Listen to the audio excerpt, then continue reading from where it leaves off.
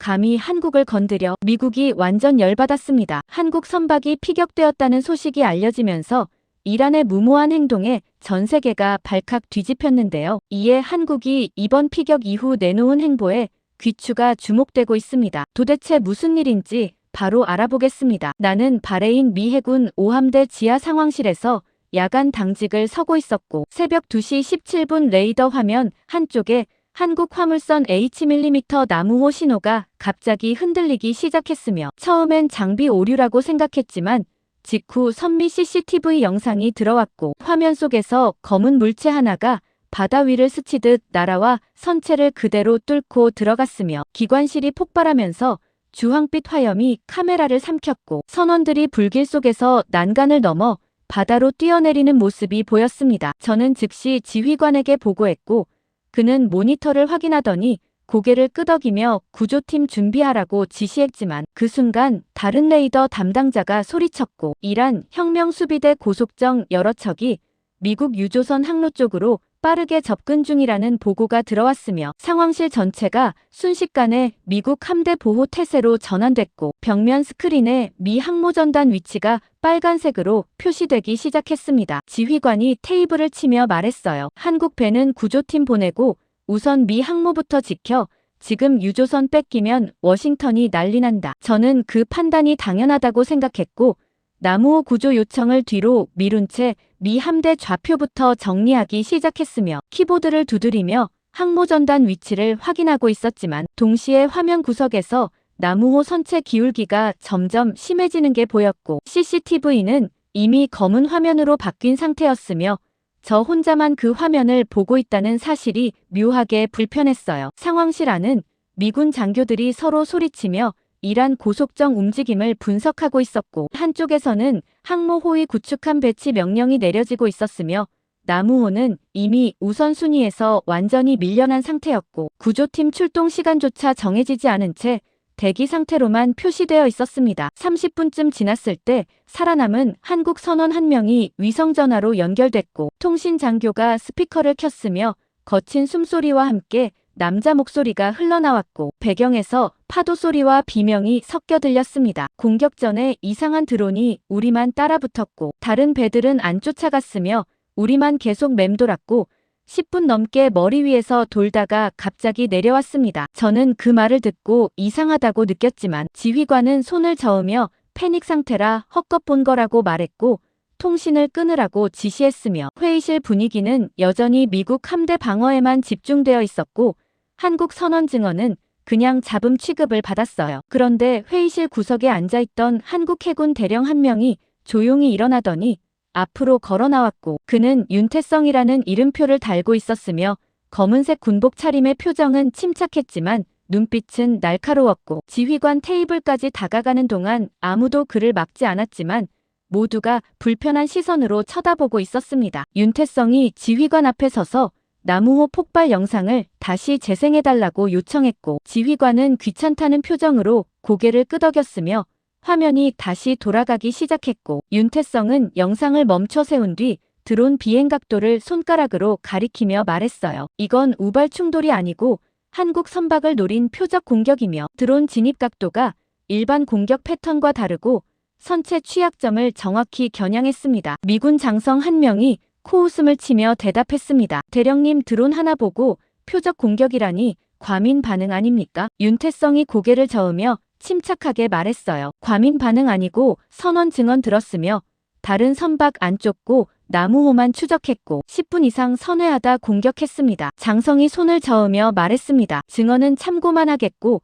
지금은 미 함대 보호가 우선이며 한국배 문제는 나중에 처리합니다. 윤태성이 한 발짝 앞으로 나가며 목소리를 높였어요. 나중이면 늦고 지금 자네 회수 안 하면 증거 사라지며 공격 주체 확인 불가능합니다. 지휘관이 테이블을 치며 단호하게 말했습니다. 대령님 여기 지휘권은 미군에 있고 회수는 안전 확인 후 진행하며 지금은 불가능합니다. 윤태성이 잠시 침묵하더니 고개를 숙이고 돌아섰지만 저는 그의 뒷모습을 보며 뭔가 불편한 느낌을 받았고 그가 단순히 받아들인 게 아니라는 걸 직감했으며 그의 주먹이 꽉 쥐어진 채로 풀리지 않고 있다는 걸 봤어요. 몇 시간 후 저는 상황실 커피 머신 앞에서 잠을 쫓고 있었고 윤태성이 옆으로 다가와 조용히 말했으며 그의 얼굴에는 피로가 역력했지만 눈빛만은 여전히 예리했습니다. 한국 구축함 출항 요청했고 본국 승인 기다리는 중이며 세종대왕함 이동 준비 중입니다. 저는 당황하며 물었어요. 미군 승인도 없이 출항 요청을 했습니까? 윤태성이 고개를 끄덕이며 대답했습니다. 우리 배가 공격당했고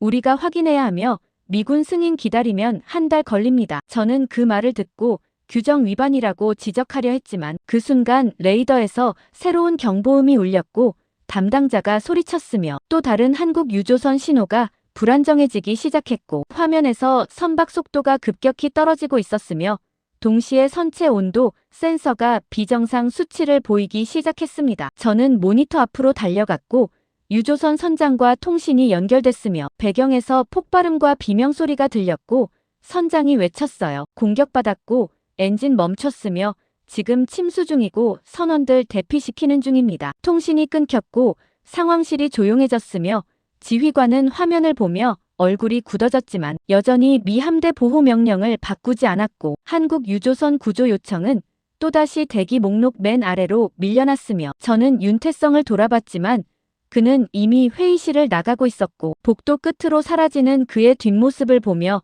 저는 처음으로 우리가 뭔가 크게 잘못 보고 있다는 불길함을 느꼈고 손에 쥔 커피잔이 떨리고 있었으며 남우호 선원들이 바다에서 구조를 기다리고 있을 거라는 생각이 머릿속을 떠나지 않았습니다. 나는 미군 브리핑룸에서 이란 배후 가능성 보고서를 정리하고 있었고 키보드를 두드리며 혁명 수비대 고속정 이동 패턴과 남우호 공격 시간대를 대조하고 있었지만 윤태성은 계속 드론 비행 각도가 이상하다고 주장했으며 회의 테이블 반대편에 앉아 노트북 화면을 들여다보며 뭔가를 분석하고 있었고 가끔씩 고개를 들어 제게 시선을 보냈지만 저는 그를 외면한 채 보고서 작성에만 집중했습니다. 미국 정보국 국장이 브리핑룸 앞쪽 단상에 올라서더니 프레젠테이션 화면을 켜고 이란 혁명 수비대 드론 공격 이력을 보여주기 시작했으며 지난 3년간 중동 해역에서 발생한 민간 선박 공격 사례들이 하나씩 나열됐고 모두 이란 소행으로 결론 내려진 사건들이었어요. 국장이 레이저 포인터로 화면을 가리키며 말했습니다. 남우호 공격 역시 동일 패턴이고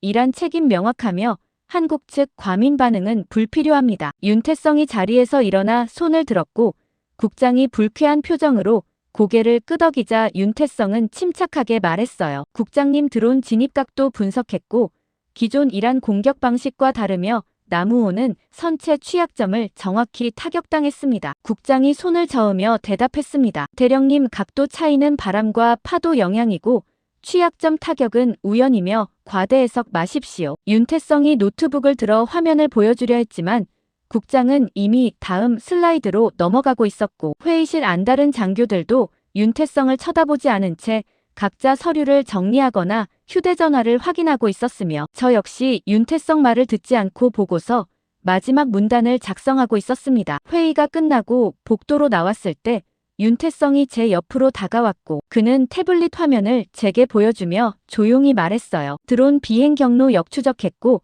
출발 지점이 이란 본토 아니며 공해상 어딘가에서 날아왔습니다. 저는 화면을 힐끗 보고 고개를 저으며 대답했습니다. 대령님 정보국 분석 결과 나왔고 이란 소행 확실하며 더 이상 이해 제기 어렵습니다. 윤태성이 제 팔을 붙잡으며 말했어요. 하지만 데이터 보십시오. 비행거리와 고도, 패턴이 맞지 않고 누군가 조작하고 있습니다. 저는 그의 손을 떼어내며 짜증 섞인 목소리로 말했습니다. 대령님 미군 정보국 믿어야 하고 한국 독자 분석은 참고만 하며 공식 결론 따라야 합니다. 윤태성이 한숨을 쉬며 물러섰고 저는 그를 남겨둔 채 브리핑룸으로 돌아갔지만 뒤돌아보니 그는 여전히 복도에 서서 태블릿 화면을 들여다보고 있었고 그 모습이 묘하게 신경 쓰였지만 곧 고개를 돌렸어요. 그날 오후 이란 국영방송이 생중계로 긴급 성명을 발표했고 상황실 대형 스크린에 페르시아어 자막과 함께 영어 동시 통역이 흘러나왔으며 이란 외교부 대변인이 단상에 서서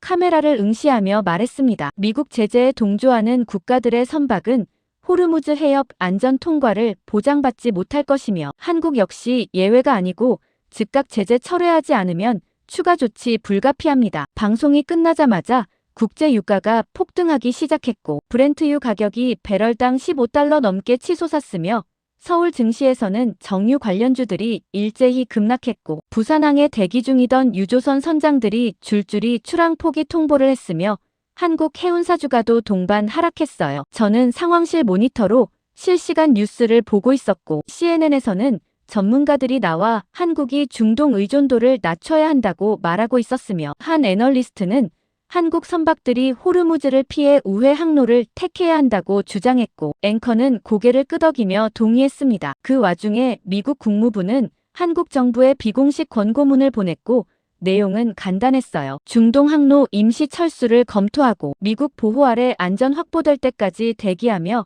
독자 행동은 자제하라는 것이었지만 윤태성은 오히려 한국 선박 호위 계획서를 작성해 미군 사령부에 제출했고 회의실에서 그 계획서를 본 미군 장성들은 서로 얼굴을 쳐다보며 코웃음을 쳤습니다. 한 준장이 계획서를 테이블에 던지며 말했어요. 한국 구축함 한 척으로 뭘 하겠다는 거냐?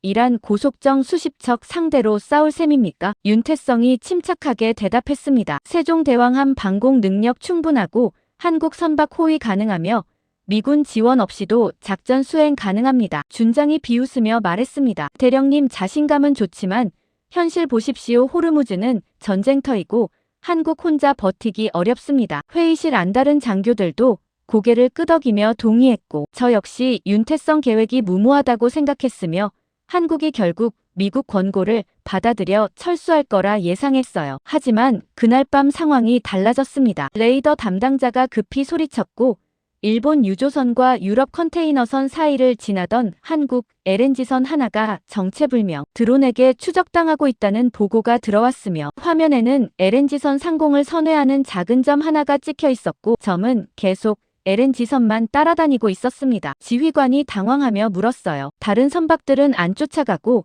왜 한국 배만 따라갑니까? 담당자가 화면을 확대하며 대답했습니다. 확인 불가능하고 드론 식별 신호 없으며 고도 낮춰 접근 중입니다. 저는 즉시 교전 규칙을 확인했지만 민간 드론일 가능성 때문에 선제 격추는 불가능했고 확인 절차부터 밟아야 했지만 시간이 없었으며 LNG선은 계속 드론 추적을 받고 있었어요. 윤태성이 갑자기 상황실로 뛰어들어왔고 그는 숨을 헐떡이며 지휘관에게 다가가 말했습니다. 세종대왕함 레이더 가동 허가 주십시오. 지금 안 막으면 LNG선 폭발합니다. 지휘관이 손을 저으며 대답했어요. 승인 없이 레이더 가동 불가능하고 절차 따라야 하며 워싱턴 허가 기다려야 합니다. 윤태성이 목소리를 높였습니다. 기다리면 늦고 LNG선 승조원 전원 죽으며 책임질 수 있습니까? 지휘관이 테이블을 치며 소리쳤어요. 대령님 여기 규정 있고 마음대로 못하며 명령 체계 따르십시오. 윤태성이 잠시 지휘관을 응시하더니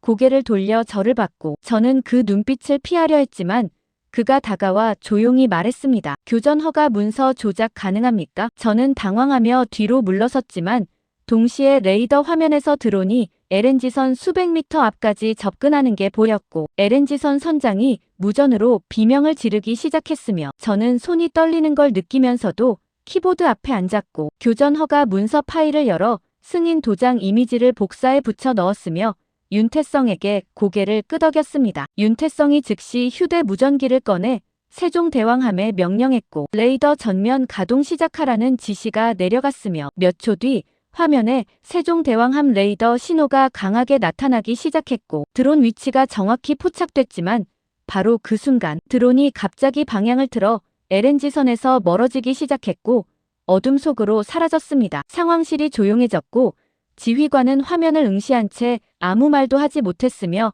윤태성은 저를 보며 조용히 말했어요. 놈들은 우리가 반응하는지 시험한 겁니다. 저는 그 말을 듣고 온몸에 소름이 돋았고 방금 제가 규정을 어겨가며 문서를 조작했다는 사실이 떠올랐지만 동시에 윤태성이 옳았다는 생각이 들었으며 누군가 정말로 한국 선박만 골라서 공격하고 있다는 확신이 들기 시작했습니다. 나는 상황실 모니터로 부산항 실시간 뉴스를 보고 있었고 화면에는 저장 탱크 관리 시스템의 원유 재고 부족 경고가 빨간색으로 깜빡이는 장면이 나오고 있었으며 서울 시내 주유소마다 차량 행렬이 길게 늘어서 있었고 한 주유소 사장은 카메라를 보며 하루 이틀이면 재고 바닥난다고 말하고 있었으며 뉴스 자막에는 정부 비축유 방출 검토 중이라는 문구가 흘러가고 있었습니다. 미국 국무부는 그날 오전 한국 정부에 공식 서한을 보냈고 내용은 외교적 표현으로 포장되어 있었지만 본질은 최후 통첩이었으며 호르무즈 해협에서 즉시 철수하면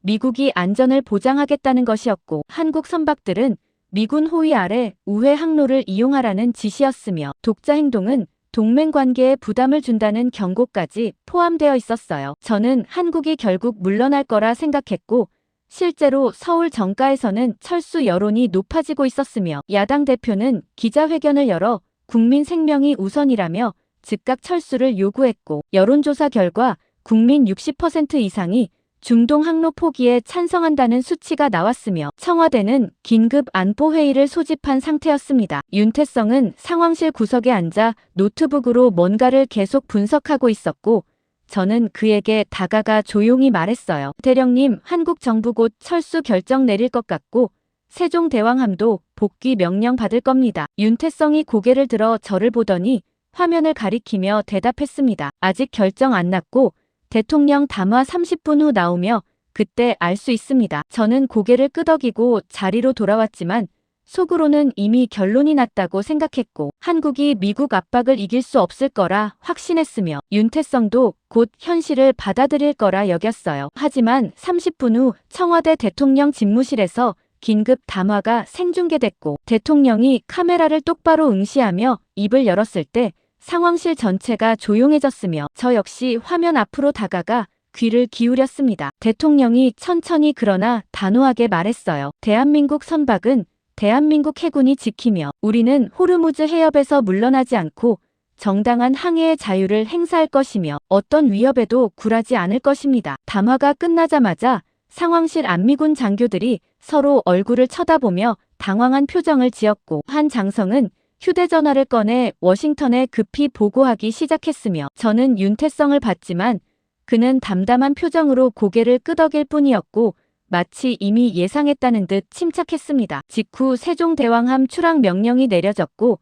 부산작전사령부에서 실시간 영상이 전송되기 시작했으며 화면에는 거대한 회색 함체가 부두를 떠나는 장면이 나왔고 갑판에는 승조원들이 도열해 있었으며 함교에서는 태극기가 바람에 펄럭이고 있었고 부두에는 수백 명의 시민들이 모여 손을 흔들고 있었어요. 윤태성이 상황실을 나가며 저를 보고 말했습니다. 함교로 가야 하고 세종대왕함과 실시간 연결 준비해야 하며 곧 작전 시작됩니다. 저는 그를 따라 복도를 지나 통신실로 향했고 윤태성은 헤드셋을 쓴 채 세종대왕함 함장과 직접 통화를 시작했으며 함장 목소리가 스피커로 흘러나왔습니다. 대령님, 출항 완료했고 호르무즈 방향 이동 중이며 예상 도착 시간 48시간입니다. 윤태성이 대답했어요. 항로 확인했고 미군 함대와 거리 유지하며 독자 작전 준비하십시오. 함장이 잠시 침묵하더니 물었습니다. 미군 지원 없이 단독 작전입니까? 윤태성이 단호하게 대답했습니다. 그렇고 우리 배는 우리가 지키며 미군 승인 기다리지 않습니다. 통화가 끝나고 윤태성이 헤드셋을 벗으며 저를 보고 조용히 말했어요. 우리가 안 가면 한국 배는 아무도 안 지키고 미국은 자기 배만 챙기며 한국은 버려집니다. 저는 그 말을 듣고 아무 대답도 하지 못했고 윤태성이 옳다는 걸 알면서도 인정하기 싫었으며 미국이 동맹을 저버릴 리 없다고 믿고 싶었지만 속으로는 이미 확신이 흔들리고 있었습니다. 하지만 상황은 곧 악화됐습니다. 세종대왕함이 호르무즈 입구에 도착했을 때 이란 혁명수비대 고속정 수십 척이 동시에 출항했고 레이더 화면에는 작은 점들이 부채꼴 모양으로 퍼지며 세종대왕함을 향해 접근하고 있었으며 고속정들은 명백히 위협 기동을 하고 있었고 일부는 함포 사정거리 안까지 들어오고 있었어요. 미군 사령부는 즉시 세종대왕함에 후퇴 명령을 내렸고 지휘관이 무전으로 말했습니다. 세종대왕함 즉시 후퇴하고 충돌 위험 지역 이탈하며 미 함대 후방으로 이동하십시오. 하지만 윤태성은 명령을 무시했고 세종대왕함 함장에게 직접 지시했으며 한국 유조선단 쪽으로 계속 직진하라고 명령했고 함장은 잠시 망설이더니 알겠다고 대답했으며 세종대왕함은 방향을 바꾸지 않고 계속 전진했습니다. 저는 윤태성 앞을 가로막으며 소리쳤어요. 대령님, 미군 명령 거부하면 안 되고 지금 충돌나면 전쟁 시작되며 한미 공조 완전히 깨집니다. 윤태성이 저를 보며 침착하게 대답했습니다. 공조 이미 깨졌고 미국은 한국 안 지키며 지금 후퇴하면 한국 선박 전부 공격당합니다. 저는 반박하려 했지만 그 순간 레이더 화면에서 새로운 신호가 나타나기 시작했고 담당자가 급히 소리쳤으며 정체불명의 소형 드론 여러 대가 이란 고속정 뒤편 어둠 속에서 동시에 솟아오르고 있었고 드론들은 고속정과는 다른 방향에서 접근하고 있었으며 목표는 명백히 세종대왕함이었습니다. 윤태성이 화면을 확대하며 외쳤어요. 저건 이란 방식이 아니고 드론 편대 비행 패턴 다르며 누군가 따로 조종하고 있습니다. 지휘관이 당황하며 물었습니다. 따로 조종이라니 무슨 소립니까? 윤태성이 화면을 가리키며 계속 말했습니다. 이란 드론은 단독 비행하고 저렇게 편대 안 짜며 누군가 세종대왕함 공격 유도하고 있습니다. 저는 화면을 보며 윤태성 말이 맞다는 걸 직감했고 드론들은 분명히 조직적으로 움직이고 있었으며 이란 고속정과는 별개로 작전하고 있었지만 지휘관은 여전히 믿지 않는 표정이었고 확인 절차부터 밟으려 했어요. 하지만 윤태성은 더 기다리지 않았고 세종대왕함에 직접 명령했으며 함포 선제 사격 준비하라고 지시했고 함장이 교전 규칙 위반 아니냐고 반문하자 윤태성은 단호하게 말했습니다. 지금 안 쏘면 우리 함정 격침되고 책임은 제가 지며 즉시 사격하십시오. 몇 초 뒤 세종대왕함 함포에서 첫 발이 발사됐고 밤바다를 가로질러 드론 한 대가 공중에서 폭발하며 주황빛 화염이 어둠을 밝혔으며 연쇄적으로 함포 사격이 이어졌고 드론 여러 대가 격추되기 시작했지만 동시에 이란 고속정들도 함포 사격을 시작했고 바다 전체가 폭발과 총격으로 뒤덮였으며 미군 함대 전체가 뒤늦게 전투 태세에 들어갔고 상황실 경보음이 귀를 찢을 듯 울려 퍼졌습니다. 저는 화면을 보며 손이 떨리는 걸 느꼈고 윤태성이 미군 명령을 어기고 선제 사격을 했다는 사실이 믿기지 않았으며 동시에 그가 아니었다면 세종대왕함이 이미 격침당했을 거라는 생각도 들었고 제 안에서 미국에 대한 확신이 조금씩 무너지기 시작했으며 윤태성을 보는 시선이 달라지고 있었습니다. 나는 상황실 레이더 화면 앞에 서서 새벽 폭우 속을 항해하는 한국 LNG 운반선 신호를 지켜보고 있었고 거대한 선박은 호르무즈 중앙 항로를 천천히 통과하고 있었으며 선체에는 액화천 연가스 수천 톤이 실려 있었고 한 번 폭발하면 반경수 킬로미터가 화염에 휩싸일 거라는 사실을 모두가 알고 있었지만 대체 항로는 없었고 LNG선은 계속 전진하고 있었습니다. 레이더 담당자가 갑자기 소리쳤고 화면 상단에서 작은 점 여러 개가 나타나기 시작했으며 드론 편대가 저고도로 접근 중이라는 경고음이 울렸고 점들은 빠르게 LNG선을 향해 내려오고 있었으며 비행 패턴은 명백히 공격 태세였고 목표는 LNG선 뿐이었어요. 저는 즉시 교전 승인 요청서를 작성해 워싱턴으로 전송했고 긴급 채널로 국방부 상황실과 연결했지만 담당자는 민간 선박 5인 사격 가능성을 이유로 확인 절차부터 밟아야 한다고 대답했으며 드론 식별 신호 재확인하고 이란 정부 의도 파악한 뒤 최종 승인 내리겠다고 말했고 예상 소요 시간은 최소 15분이라고 했습니다. 저는 화면을 보며 소리쳤어요. 15분이면 LNG선 이미 공격당하고 폭발하며 지금 승인 안 내리면 늦습니다. 담당자가 침착하게 대답했습니다. 절차 무시 못하고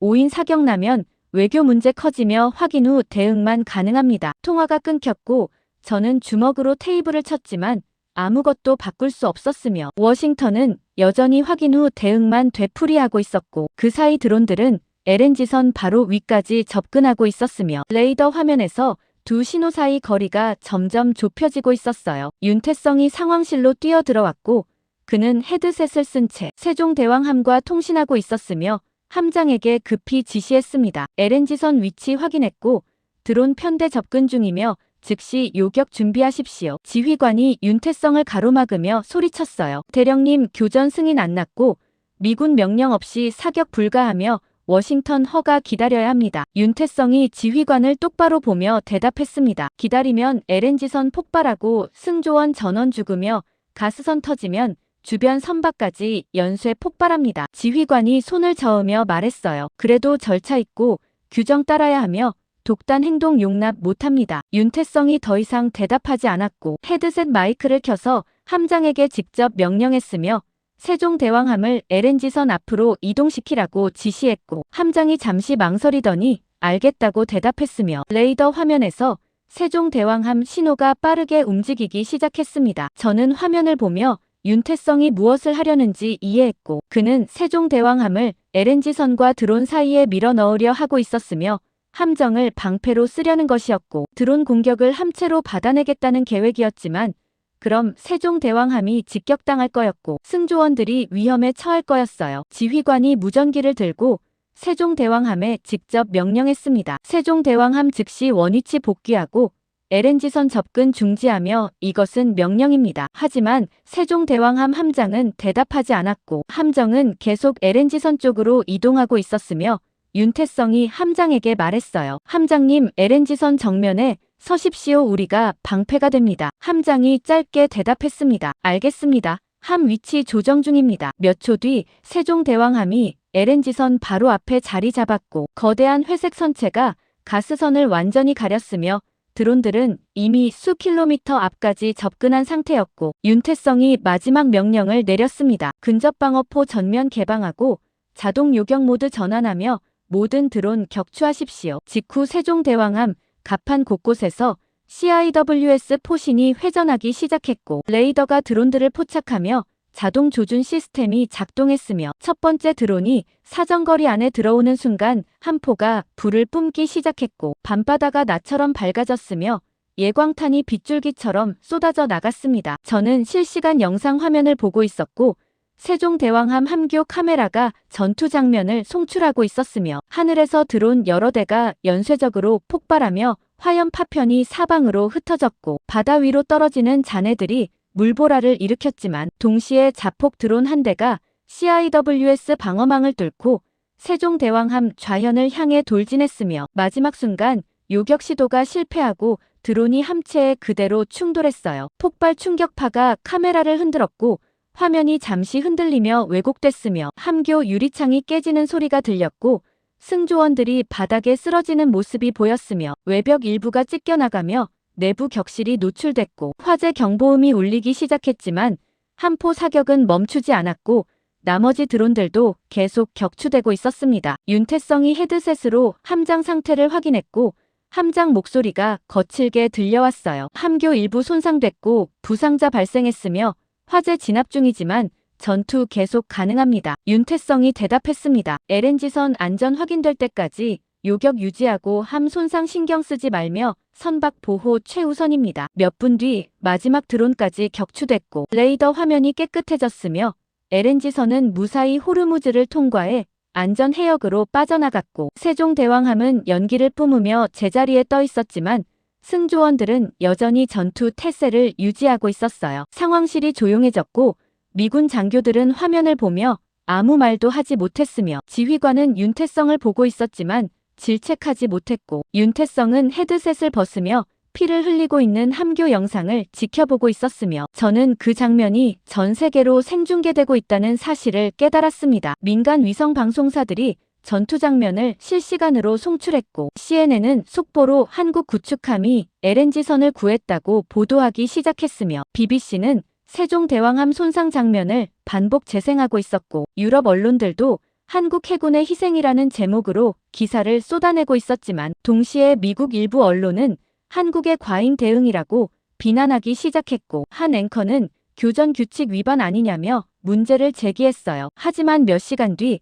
상황이 완전히 뒤집혔습니다. 호르무즈 인근 해역에서 작업 중이던 미군 구조팀이 격추된 드론 잔해 일부를 회수했고 폭발로 손상된 기판과 부품들을 분석하기 시작했으며 초기 분석 결과가 상황실로 전송됐고 담당자가 화면을 열어 보여줬는데 드론 제어 회로 안에서 미국산 군용 칩셋이 발견됐고 제조사 로고까지 선명하게 찍혀 있었으며 그 칩셋은 민간 판매가 금지된 군수품이었고 미군 내부 승인 없이는 유출될 수 없는 부품이었습니다. 지휘관이 보고서를 읽으며 얼굴이 굳어졌고 미군 정보국장에게 급히 연락했지만 국장은 확인 중이라는 대답만 되풀이했으며 저는 윤태성을 받고 그는 화면을 보며 조용히 말했어요. 이제 믿으십니까? 이란만의 공격이 아니고 누군가 의도적으로 한국을 전쟁으로 끌고 가고 있으며 미국 내부에도 연결고리 있습니다. 저는 그 말을 듣고 온몸에 소름이 돋았고 지난 며칠간 벌어진 모든 일들이 우연이 아니라 계획된 것처럼 느껴지기 시작했으며 한국 선박만 골라서 공격당한 이유가 단순 테러가 아니라 더 큰 무언가의 일부라는 의심이 확신으로 바뀌고 있었고 저는 처음으로 누군가 의도적으로 한국만 전쟁으로 끌고 가고 있다는 생각을 하기 시작했으며 그 배후에 미국이 연루되어 있을 가능성까지 떠올리게 됐습니다. 나는 윤태성과 함께 바레인 기지 지하 드론 잔해 분석실로 내려가고 있었고 좁은 계단을 따라 내려가는 동안 형광등 불빛이 깜빡거렸으며 복도 끝에서 냉각 시스템 돌아가는 소리가 들렸고 분석실 문 앞에 서자 경비병이 신분증을 확인한 뒤 출입을 허가했으며 안으로 들어가니 하얀 방진복을 입은 기술자 2명이 현미경 앞에 앉아 드론 파편을 검사하고 있었고 테이블 위에는 검게 그을린 회로 기판 여러 개가 투명 케이스 안에 정렬되어 있었습니다. 윤태성이 기술자에게 다가가 분석 결과를 요청했고 기술자는 태블릿 화면을 보여주며 설명하기 시작했어요. 이 칩셋은 미국 국방부 승인 군수품이고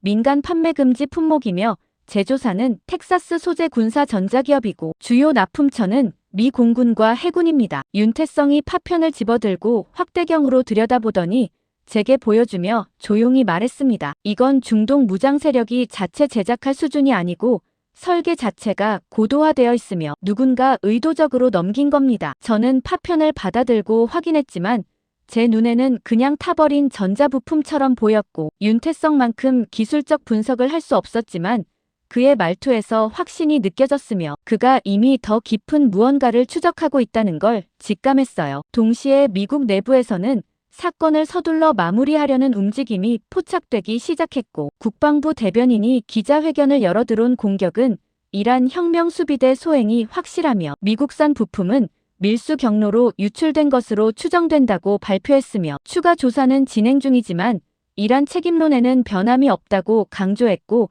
질문 시간도 제한했습니다. 한국 정치권은 그 발표를 듣고 완전히 갈라졌고 여당은 미국 분석을 신뢰하며 호르무즈 작전 지속을 주장했지만 야당은 미국 전쟁에 이용당하고 있다며 즉각 철수를 요구했고 서울 광화문에서는 찬반 양측 시위대가 동시에 모여 충돌 직전까지 갔으며 경찰이 차벽을 설치하고 중간에서 막아서는 상황이 벌어졌어요. 저는 상황실 모니터로 서울 시위 현장을 보고 있었고 한쪽에서는 태극기를 흔들며 세종대왕함 지지 구호를 외치고 있었으며 다른 쪽에서는 미국 전쟁 반대 피켓을 들고 철수를 요구하고 있었고 한국 사회 전체가 둘로 쪼개지는 것처럼 보였지만 윤태성은 시위 장면을 보며 고개를 저을 뿐 아무 말도 하지 않았습니다. 그런데 윤태성은 분석실에서 나와 다시 상황실로 돌아온 뒤 나무호 공격 당시 레이더 기록을 꺼내 역추적 작업을 시작했고 저는 그 옆에 앉아 그가 무엇을 찾는지 지켜보고 있었으며 화면에는 복잡한 신호 패턴과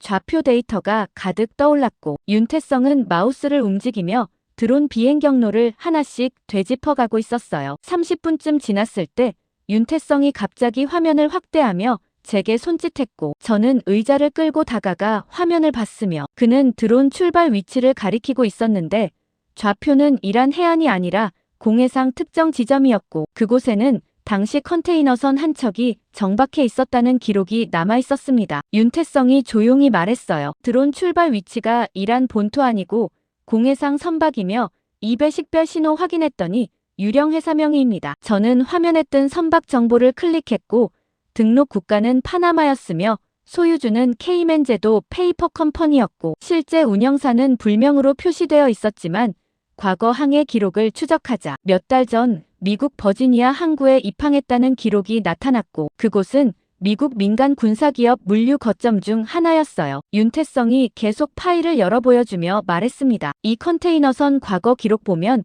미국 PMC 계약 물자 운송했고 중동 곳곳 다니며 의심스러운 움직임 반복했으며 나무호 공격 일주일 전에도 호르무즈 인근 배회했습니다. 저는 그 정보를 보며 손이 떨리기 시작했고 미국 민간 군사기업이 연결되어 있다는 사실이 믿기지 않았지만 데이터는 명확했으며 윤태성은 이미 다음 단계를 준비하고 있었고 저는 상부에 보고해야 한다고 말했지만 윤태성은 고개를 저으며 대답했어요. 지금 보고하면 묻히고 정보국이 차단할 거며 증거 더 모아야 합니다. 저는 망설였지만 결국 고개를 끄덕였고 윤태성과 함께 추가 조사를 진행하기로 했으며 우리는 비공식 채널로 움직이기 시작했지만 바로 그 순간 상황실 문이 열리며 정보국 요원 2명이 들어왔고 그들은 저를 보며 즉시 조사 중단 명령이 내려왔다고 통보했습니다. 요원 한 명이 차가운 목소리로 말했어요. 드론 잔해 분석은 정보국 전담이고 외부 접근 금지됐으며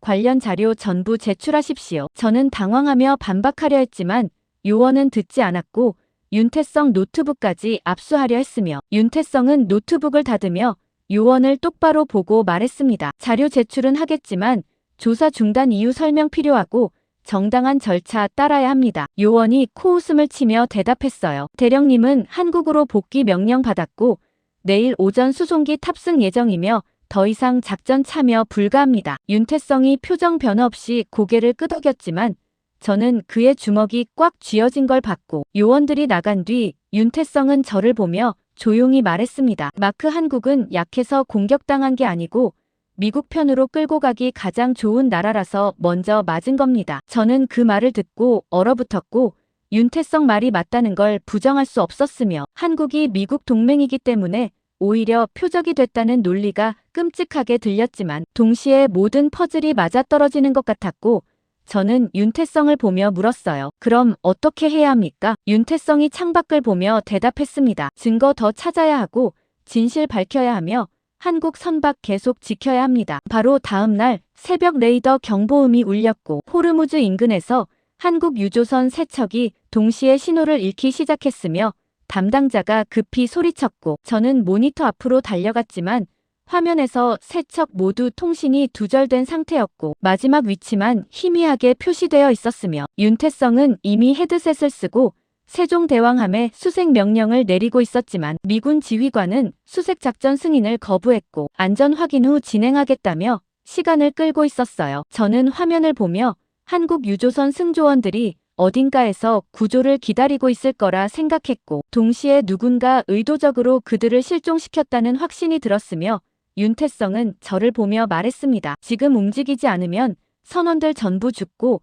한국 경제도 무너지며 더 이상 기다릴 시간 없습니다. 나는 실종된 한국 유조선 신호를 추적하기 위해 레이더 기록을 역산하고 있었고 마지막 통신 두절 시점부터 해류와 바람 방향을 계산하며 표류 가능 범위를 좁혀가고 있었지만 수색 범위는 여전히 수백 평방킬로미터에 달했고 미군 정찰기 지원 없이는 찾기 어려운 상황이었으며 윤태성은 제 옆에서 위성 영상을 하나씩 확인하고 있었고 오만 인근 공해상을 중심으로 의심스러운 선박들을 체크하고 있었어요. 그가 갑자기 화면을 확대하며 제게 손짓했고 저는 의자를 끌고 다가가 모니터를 봤으며 위성 사진 속에는 낡은 컨테이너선 한 척이 정박해 있었고 주변에는 다른 선박이 없었으며 선체 식별 번호는 희미하게 지워진 상태였고 AIS 자동 식별 장치 신호도 꺼져 있었습니다. 윤태성이 조용히 말했어요. 저 배 위치가 유조선 실종 지점과 가깝고 정박 이유 불명확하며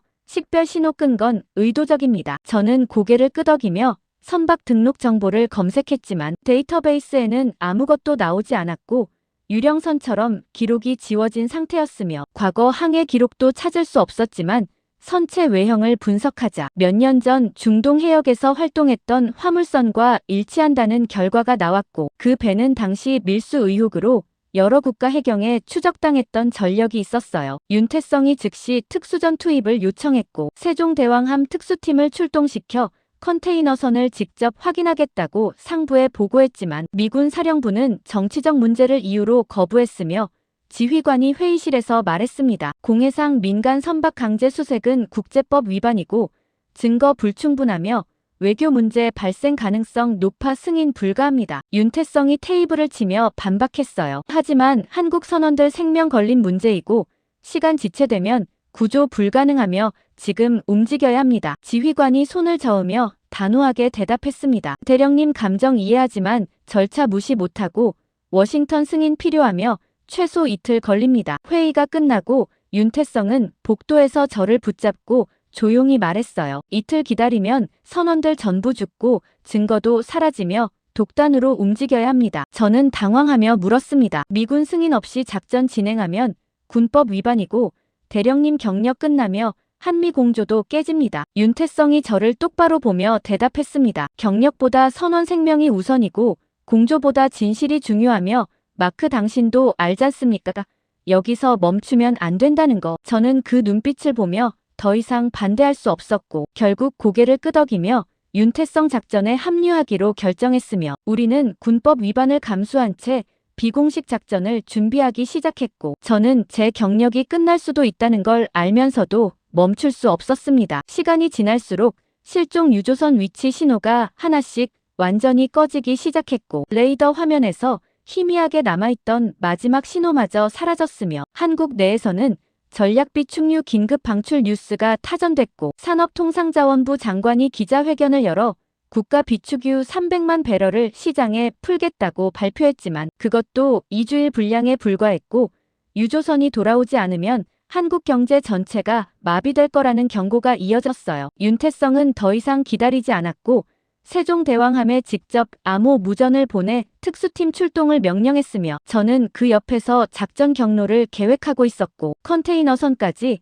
은밀하게 접근할 수 있는 항로를 찾아 좌표를 전송했으며 특수팀은 야간 작전으로 진행하기로 했고 고무보트를 이용해 레이더 탐지를 피하기로 계획했습니다. 자정이 지나고 우리는 상황실을 몰래 빠져나와 해안 외곽 임시작전 기지로 이동했고 낡은 컨테이너 건물 안에 임시통신 장비를 설치한 뒤 세종대왕함 특수팀과 연결했으며 팀장 목소리가 무전으로 들려왔어요. 출발 준비 완료했고 목표 지점까지 40분 소요되며 접근 시작합니다. 윤태성이 대답했습니다. 신중하게 접근하고 레이더 탐지 피하며 선박 내부 확인 후 즉시 보고하십시오. 우리는 어두운 컨테이너 안에 앉아 노트북 화면만 보고 있었고 특수팀 헬멧 카메라가 송출하는 영상이 실시간으로 들어오고 있었으며 밤바다를 가르는 고무보트 시점에서 컨테이너선이 점점 가까워지고 있었고 달빛 아래 낡은 선체 윤곽이 드러나기 시작했습니다. 팀장이 속삭이듯 보고했어요. 목표 200m 앞이고 갑판 조명 꺼져 있으며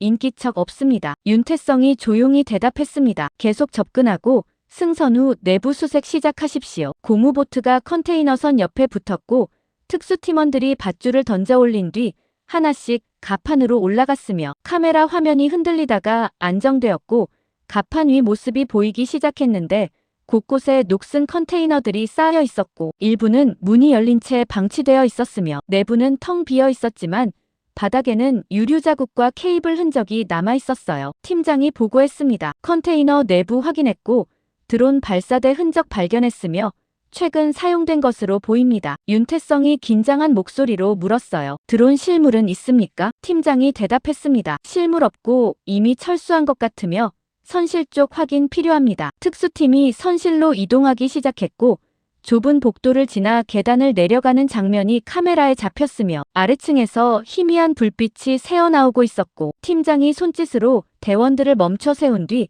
총을 겨누고 조심스럽게 문을 열었는데 안에는 대량의 드론과 미사일 통제 장비가 쌓여 있었고 노트북 여러 대가 켜진 채 데이터를 송출하고 있었으며 벽면에는 한국 선박 항로 지도가 붙어 있었고 빨간 X 표시가 여러 곳에 그려져 있었습니다. 저는 화면을 보며 소름이 돋았고 이곳이 한국 선박 공격 지휘부였다는 확신이 들었으며 윤태성도 표정이 굳어졌지만 동시에 팀장이 급히 소리쳤어요. 폭발물 발견했고 타이머 작동 중이며 5분 남았습니다. 윤태성이 즉시 명령했습니다. 서버 확보하고 즉시 철수하십시오. 하지만 그 순간 선실 밖에서 총성이 울렸고 복도에서 무장 괴한들이 나타나 특수팀을 향해 사격하기 시작했으며 카메라 화면이 흔들리고 총격전이 벌어지기 시작했고 팀원 한 명이 쓰러지는 모습이 보였으며 팀장이 반격하며 소리쳤습니다. 적 5명 확인했고 교전 중이며 서버 확보 어렵습니다. 윤태성이 단호하게 말했어요. 서버 반드시 가져와야 하고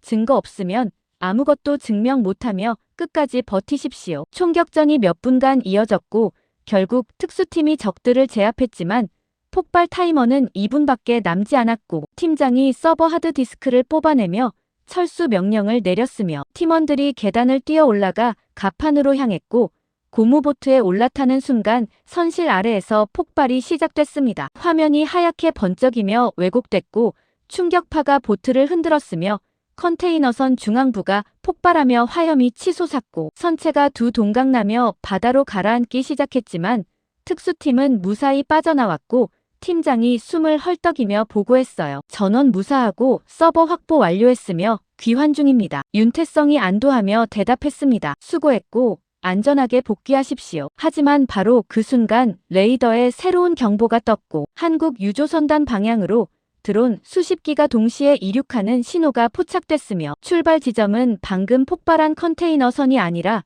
다른 곳이었고 또 다른 통제선이 존재한다는 의미였으며 윤태성은 화면을 보며 주먹을 쥐고 조용히 말했습니다. 지금 저걸 막지 못하면 한국 경제가 끝나고 유조선단 전멸하며 모든 게 끝납니다. 저는 윤태성을 보며 물었어요. 어떻게 해야 합니까? 윤태성이 서버 하드디스크를 제게 던지며 말했습니다. 마크 이거 들고 안전하게 빠져나가고 증거 반드시 지키며 저는 남아서 드론 막겠습니다. 저는 하드디스크를 받아들고 당황하며 소리쳤습니다. 혼자 남으면 죽습니다. 윤태성이 저를 보며 미소 지으며 대답했어요. 괜찮고 누군가는 남아야 하며 마크는 진실 전하는 게 임무입니다. 그는 저를 밀쳐 문 밖으로 보냈고 저는 흔들리는 바다 위 고무보트를 향해 미친 듯이 구조 신호를 보내기 시작했으며 윤태성은 혼자 남아 통제선 위치를 추적하고 있었고 레이더 화면에는 드론들이 계속 유조선단을 향해 날아가고 있었으며 시간이 없었습니다. 나는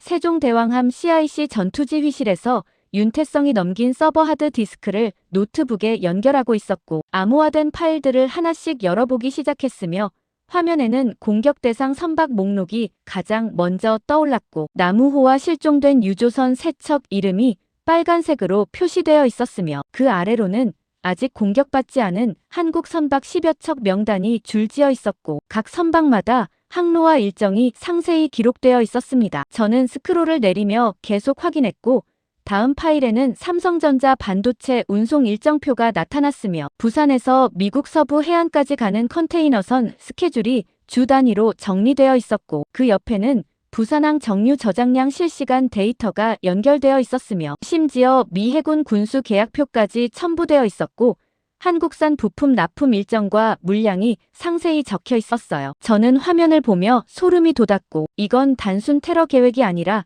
한국 물류 전체를 마비시키려는 치밀한 작전이었으며 누군가 한국 경제 흐름을 정확히 파악하고 있었고 가장 치명적인 지점들을 골라 공격 목표로 삼고 있었다는 사실을 깨달았습니다. 동시에 워싱턴에서는 한국 선단 보호보다 미 항모 방어를 우선하라는 새로운 명령이 내려왔고 국방부 작전 지시서가 전송되었으며 내용은 명확했어요. 한국 함대는 미 항모전단 후방에 배치하고 독자 작전 금지하며 교전 시 미군 승인 필수라는 것이었고 사실상 세종대왕함을 묶어두려는 조치였으며 윤태성은 그 명령서를 읽고 화면을 끄며 조용히 고개를 저었습니다. 한국 정부는 상황을 타개하기 위해 비축유 방출을 발표했지만 효과는 제한적이었고 서울 도심 주유소마다 여전히 차량 수백 대가 줄지어 서 있었으며 일부 주유소는 영업 중단을 선언했고 시민들은 패닉 상태로 빠져들기 시작했으며 편의점에서는 생수와 라면이 동났고 은행에서는 현금 인출 행렬이 이어졌어요. 뉴스에서는 전문가들이 나와 한국 경제 붕괴 시나리오를 분석하고 있었고 한 경제학자는 유조선이 2주일 이상 복귀하지 못하면 제조업 생산 중단이 연쇄적으로 발생할 거라고 경고했으며 또 다른 전문가는 부산항이 멈추면 글로벌 공급망 전체가 타격받을 거라고 말했고 앵커는 심각한 표정으로 고개를 끄덕이고 있었습니다. 그런데 상황은 예상 밖 방향으로 전개되기 시작했습니다. 미국 군수업체들이 갑자기 긴급회의를 소집했고 국방부에 비공개 보고서를 제출했으며 내용이 일부 언론에 흘러나왔는데 한국 반도체 공급 차질 시 미사일 생산이 중단될 수 있다는 경고였고 특히 한국산 메모리 칩과 디스플레이 부품 없이는 최신 유도 무기 제조가 불가능하다는 분석이었으며 대체 공급처를 찾는 데만 최소 6개월 이상 걸린다는 추정치가 포함되어 있었어요. 저는 그 보고서를 읽으며 충격을 받았고 미국 국방산업이 한국에 이렇게까지 의존하고 있었다는 사실을 몰랐으며 한국 물류가 멈추면 미국 무기 생산까지 멈춘다는 논리가 믿기지 않았지만 데이터는 명확했고 국방부 내부에서도 같은 결론에 도달하고 있었습니다. 그제야 미군 수뇌부 분위기가 완전히 뒤집히기 시작했고 며칠 전까지 한국을 무시하던 장성들이 긴급 회의를 소집했으며 한 중장은 회의실에서 테이블을 치며 말했어요. 한국 선단을 반드시 살려야 하고 부산항 멈추면 우리 군수 생산 중단되며 지금 당장 보호 조치 필요합니다. 다른 장성도 고개를 끄덕이며 동의했고 한국 함대를 최우선 지원 대상으로 격상시켜야 한다고 주장했으며 국방장관 직속 태스크포스 구성까지 논의되기 시작했지만 윤태성은 그 소식을 듣고 냉소적으로 웃으며 저를 보고 말했습니다. 이제 와서 한국을 지키겠다는 건 늦었고 우리 필요할 때만 찾으며 미군 공동지휘는 거부합니다. 저는 당황하며 반박했어요. 대령님, 지금 미국 지원받으면 작전 훨씬 쉬워지고 한국 선박 보호 확실해지며 왜 거부합니까? 윤태성이 창밖을 보며 침착하게 대답했습니다. 미국은 한국 때문에 움직이는 게 아니고 자기 이익 때문에 움직이며 우리가 필요 없어지면 또 버릴 겁니다. 저는 그 말을 듣고 아무 반박도 할 수 없었고 윤태성이 옳다는 걸 인정할 수밖에 없었으며 미국이 동맹을 지키는 게 아니라 자국 이익을 지키고 있다는 사실이 명확해졌고 한국은 그저 도구였다는 생각이 들었어요. 윤태성은 미군 공동지휘 제안을 공식적으로 거부했고 세종대왕함 단독 행동을 선언했으며 한국 유조선단 보호는 한국 해군이 독자적으로 수행하겠다고 통보했고 미군 사령부는 당황했지만 막을 방법이 없었으며 한국 정부도 윤태성 결정을 지지했고 청와대는 성명을 통해 대한민국 선박은 대한민국이 지킨다는 원칙을 재확인했습니다. 바로 그 순간 끔찍한 소식이 들어왔습니다. 실종됐던 한국 유조선 한 척이 호르무즈 입구에서 발견됐고 선체는 불에 탄 상태였으며 엔진이 멈춰 표류하고 있었고 세종대왕함 헬기가 급히 출동해 선체를 확인했는데 갑판은 텅 비어 있었고 승조원은 한 명도 보이지 않았으며 선실 내부는 약탈당한 흔적이 역력했고 통신 장비도 모두 파괴된 상태였어요. 그런데 가장 충격적인 건 선체 외벽에 남겨진 메시지였습니다. 헬기 조종사가 카메라를 확대해 전송했고 화면에는 흰색, 선체에 빨간 스프레이로 쓴 한글 문구가 선명하게 보였으며 거기에는 이렇게 적혀 있었어요. 다음은 부산. 저는 화면을 보며 얼어붙었고 이건 단순 경고가 아니라 선전포고였으며 누군가 한국 본토까지 위협하고 있었고 부산항 자체를 공격 목표로 삼고 있다는 의미였으며 윤태성도 화면을 보며 표정이 어두워졌고 주먹을 쥔 채 아무 말도 하지 못하고 있었습니다. 상황실 전체가 조용해졌고 미군 장교들도 화면을 보며 충격에 빠졌으며 한 장성은 의자에서 일어나 창밖을 보고 있었고 다른 장교는 워싱턴에 급히 보고하고 있었지만 저는 윤태성만 보고 있었고 그가 다음에 무엇을 할지 예측할 수 없었으며 동시에 이 전쟁이 우리가 생각했던 것보다 훨씬 더 깊고 어두운 곳에서 시작됐다는 확신이 들었고 한국은 이미 누군가의 거대한 계획 속 희생양으로 선택된 상태였으며 우리는 그 함정 속으로 계속 걸어 들어가고 있었습니다. 나는 바레인 연합사령부 작전실에서 윤태성과 함께 마지막 공동 브리핑 자료를 준비하고 있었고 책상 위에는 한국 유조선단 보호계획서가 펼쳐져 있었으며 세종대왕함 단독 작전 시나리오와 미군 협조 방안이 상세히 적혀 있었지만 브리핑이 시작되기도 전에 미국 제독 한 명이 회의실로 들어와 새로운 배치 명령서를 테이블에 던지며 말했습니다. 한국 함대는 미 항모전단 후방 30해리 위치에 배치하고 선단 호위는 미 구축함이 담당하며 세종대왕함은 예비 전력으로 대기하십시오. 윤태성이 명령서를 집어들고 읽어보더니 고개를 들어 제독을 보며 조용히 물었어요. 후방 배치 이유가 무엇입니까? 제독이 팔짱을 끼고 대답했습니다. 한국 함정이 선두에서 격침당하면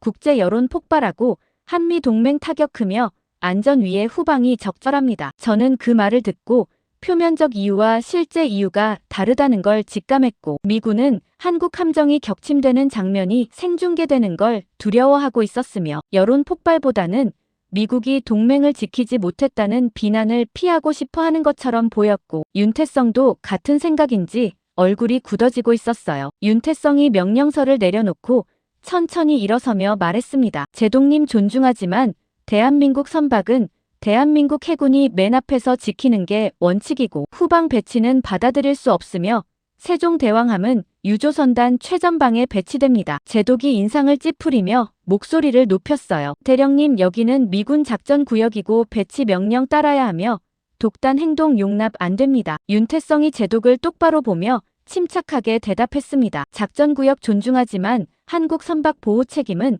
한국에 있고 미군 명령 따를 수 없으며 세종대왕함은 독자 작전 수행합니다. 회의실 안이 순간 조용해졌고 다른 미군 장교들이 서로 얼굴을 쳐다보며 당황한 표정을 지었으며 제독은 테이블을 치며 소리쳤지만 윤태성은 이미 회의실 문을 열고 나가고 있었고 저는 그 뒷모습을 보며 따라 나갈지 말지 망설이다가 결국 자리에서 일어나 복도로 뛰쳐나갔습니다. 직후 미국은 압박 수위를 높이기 시작했고 세종대왕함 연료 보급을 제한했으며 다음 급류 일정을 무기한 연기한다고 통보했고 탄약 보급 역시 미군 승인 없이는 불가능하다고 못 박았으며 사실상 한국 함대를 고립시키려는 조치였고 윤태성은 그 통보를 받고도 표정 변화 없이 함장에게 연락해 함내 비축, 연료와 탄약만으로 작전 가능 여부를 확인하고 있었어요. 저는 윤태성을 설득하기 위해 직접 함교로 향했고 바레인 부두에서 세종대왕함으로 이동하는 소형 보트에 올랐으며 파도가 보트를 흔들고 있었지만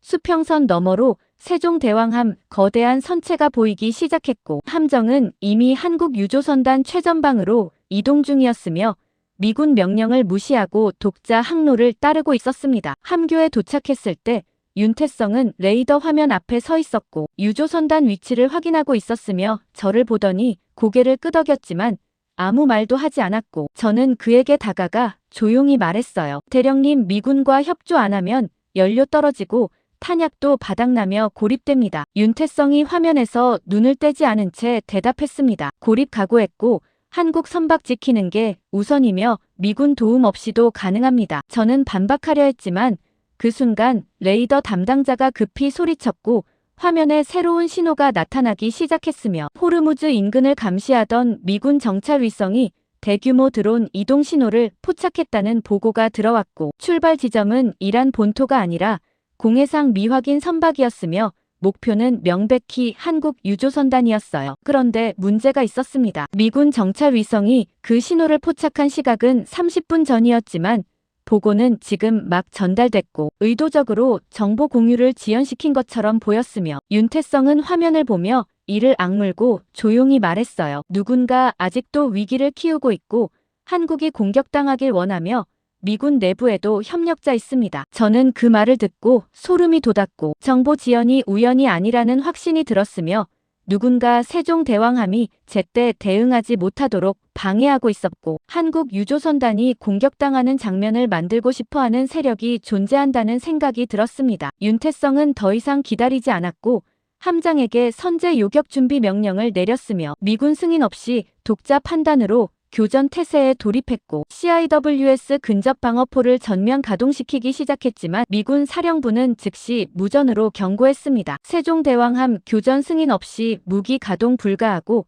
즉시 대기 상태 복귀하며 이것은 최종 경고입니다. 윤태성이 무전기를 들고 침착하게 대답했어요. 경고 확인했지만 한국 선박 보호 우선이고 드론 접근 중이며 요격 준비 계속합니다. 미군 지휘관이 화가 난 목소리로 소리쳤습니다. 대령님, 명령 불복종은 군법 위반이고 동맹 관계 심각하게 손상되며 즉시 중단하십시오. 윤태성이 무전기를 내려놓으며 저를 보고 조용히 말했습니다. 마크 미군 승인 기다리면 유조선 전부 격침되고 한국 경제 무너지며 동맹보다 생명이 우선입니다. 저는 아무 말도 할 수 없었고 윤태성이 옳다는 걸 알면서도 이 결정이 가져올 파장을 생각하니 두려웠으며 한미 공조가 완전히 깨질 수도 있다는 불안감이 밀려왔지만 동시에 미국이 한국을 제대로 지키지 않고 있다는 사실도 명백했고 저는 갈림길에 서 있는 기분이었어요. 그 순간 어둠 속 바다 위에서 수십 개 붉은 불빛이 동시에 떠오르기 시작했고 드론 편대가 수평선 너머에서 나타나고 있었으며 레이더 화면에는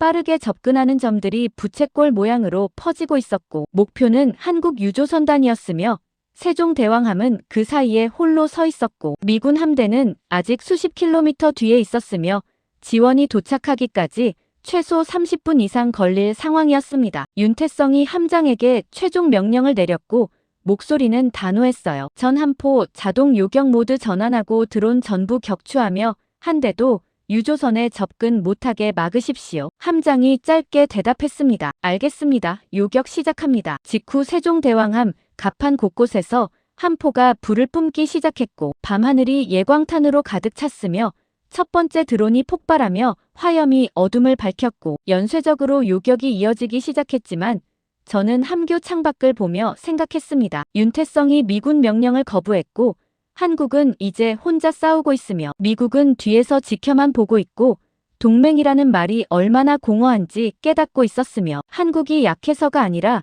동맹을 믿었기 때문에 위험에 처했다는 역설이 명확해지고 있었고 저는 더 이상 미국 편에만 설 수 없다는 확신이 들고 있었습니다. 나는 세종대왕함 함교에서 직접 레이더 화면 앞에 서서 드론 접근 신호를 지켜보고 있었고 화면에는 고속으로 움직이는 빨간 점 수십 개가 한국 유조선단을 향해 부채꼴 모양으로 퍼져나가고 있었으며 각 드론의 속도와 고도가 실시간으로 업데이트되고 있었고 예상 도착 시간은 5분도 채 남지 않았으며 유조선 선장들은 공포에 질려 무전으로 비명을 지르기 시작했고 일부는 이미 제각각 방향을 틀어 항로를 이탈하고 있었습니다. 레이더 담당자가 급히 보고했어요. 유조선 세 척이 대형 무너뜨리고 독자 회피 기동 시작했으며 충돌 위험 높아지고 있습니다. 함장이 무전기를 들고 유조선들에게 소리쳤습니다. 전 선박 항로 유지하고 임해 기동 중지하며 세종대왕함이 보호합니다. 하지만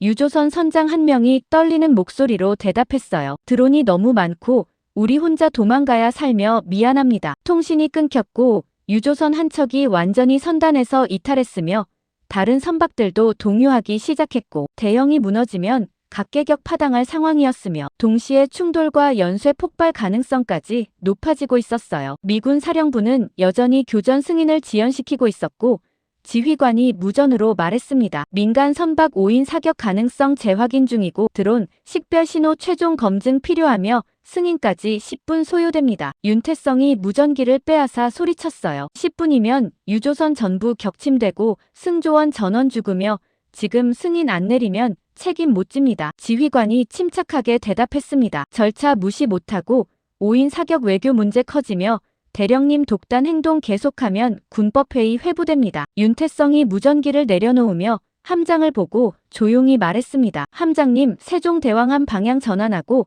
유조선단 정면에 함정 배치하십시오. 함장이 당황하며 물었어요. 정면 배치라니 드론 공격 전부 우리가 받는다는 겁니까? 윤태성이 고개를 끄덕이며 단호하게 대답했습니다. 그렇고 우리가 방패가 되며 유조선 한 척도 잃으면 안 됩니다. 함장이 잠시 침묵하더니 고개를 숙이고 조타수에게 명령했고 세종대왕함이 급격히 방향을 틀기 시작했으며 거대한 선체가 파도를 가르며 유조선단 앞으로 이동하기 시작했고 함교 전체가 기울어지는 느낌이 들었으며 저는 난간을 붙잡고 균형을 잡으려 애쓰고 있었습니다. 몇 분 뒤 세종대왕함이 유조선단 정면에 완전히 자리 잡았고 레이더 화면에서도 함정이 선단을 완전히 가리고 있는 게 확인됐으며 드론들은 이제 세종대왕함을 먼저 통과해야만 유조선에 도달할 수 있었고 사실상 함정이 인간 방패가 된 상황이었지만 윤태성은 표정 변화 없이 함장에게 말했어요. 근접방어포 전면 개방하고 전화력 집중하며 드론 한 대도 통과 못하게 막으십시오. 함장이 명령을 전달했고 갑판 곳곳에서 CIWS 포신이 회전하며 드론을 향해 조준하기 시작했으며 자동 요격 시스템이 가동되었고 레이더가 각 드론의 위치를 실시간으로 추적하며 사격 우선순위를 계산하고 있었고 첫 번째 드론이 사정거리 안에 들어오는 순간 함포가 일제히 불을 뿜기 시작했습니다. 밤하늘이 순식간에 나처럼 밝아졌고 예광탄이 빗줄기처럼 쏟아져 나가며 궤적을 그렸으며 첫 번째 드론이 공중에서 폭발하며 주황빛 화염구가 형성됐고 파편이 사방으로 흩어지며 바다 위로 떨어졌지만 나머지 드론들은 계속 접근하고 있었고 일부는 저고도로 내려가 레이더 탐지를 회피하려 했으며 다른 일부는 고도를 높여 함포 사각지대로 진입하려 시도하고 있었어요. 함포 사격이 연쇄적으로 이어졌고 두 번째, 세 번째 드론이 격추됐지만 자폭 드론 한 대가 방어망을 뚫고 세종대왕함 좌현을 향해 급강하하기 시작했으며 CIWS가 마지막 순간까지 사격했지만 드론은 멈추지 않았고 함체에 그대로 충돌하며 거대한 폭발이 터졌고 충격파가 함교 전체를 흔들었으며 유리창이 깨지며 파편이 쏟아져 들어왔습니다. 저는 바닥에 엎드렸고 귀가 먹먹해지며 폭발음 외에는 아무것도 들리지 않았으며 주변 승조원들이 쓰러지는 모습이 보였고 한 명은 머리에서 피를 흘리고 있었으며 다른 한 명은 팔을 붙잡고 신음하고 있었지만 함포 사격은 멈추지 않았고 자동 시스템이 계속 작동하며 나머지 드론들을 격추하고 있었어요. 윤태성은 이마에서 피를 흘리고 있었지만 여전히 레이더 화면 앞에 서 있었고 함장에게 소리쳤습니다. 손상 보고하고 전투 계속 가능 여부 확인하십시오. 함장이 무전으로 각 부서에 연락했고 보고가 하나씩 들어오기 시작했어요. 좌현 외벽 일부 파손됐고 격실 3개 침수 중이며 화재 발생했지만 진압 가능하고 전투 지속 가능합니다. 윤태성이 고개를 끄덕이며 계속 요격하라고 명령했고 함포는 쉬지 않고 불을 뿜으며 드론들을 하나씩 격추시키고 있었지만 저는 창밖을 보며 외벽이 찢겨나간 부분에서 연기가 솟아오르는 걸 봤고 내부 격실이 노출된 상태였으며 승조원들이 소화기를 들고 뛰어다니는 모습이 보였습니다. 몇 분 뒤 마지막 드론까지 격추됐고 레이더 화면이 깨끗해졌으며 유조선단은 무사히 세종대왕함 뒤에서 항로를 유지하고 있었고 한 척도 공격받지 않았지만 세종대왕함은 연기를 뿜으며 손상된 상태로 떠 있었고 함교 유리창은 반쯤 깨졌으며 갑판 곳곳에 화재 흔적이 남아 있었어요. 그런데 상황은 더 악화됐습니다. 레이더 담당자가 새로운 신호를 발견했고 급히 보고했습니다. 격추된 드론 통제 신호 역추적했고 발신지 특정됐으며 공해상 컨테이너 선에서 송출됐습니다. 윤태성이 화면을 확대하며 물었어요. 선박 식별 가능합니까? 담당자가 데이터를 분석하더니 얼굴이 굳어지며 대답했습니다. 선박 등록 정보 확인됐고 미국 민간 위성망 통해 통제 신호 전달됐으며 암호키 일부가 미군 군수계약 데이터베이스와 일치합니다. 저는 그 보고를 듣고 얼어붙었고 드론 통제가 이란이 아니라 미국 민간 위성망을 통해 이루어졌다는 사실이 믿기지 않았으며 누군가 미군 시스템을 이용해 한국을 공격하고 있었고 이건 단순 테러가 아니라 훨씬 더 조직적인 음모였으며 윤태성은 화면을 보며 조용히 말했습니다. 이제 확실합니다.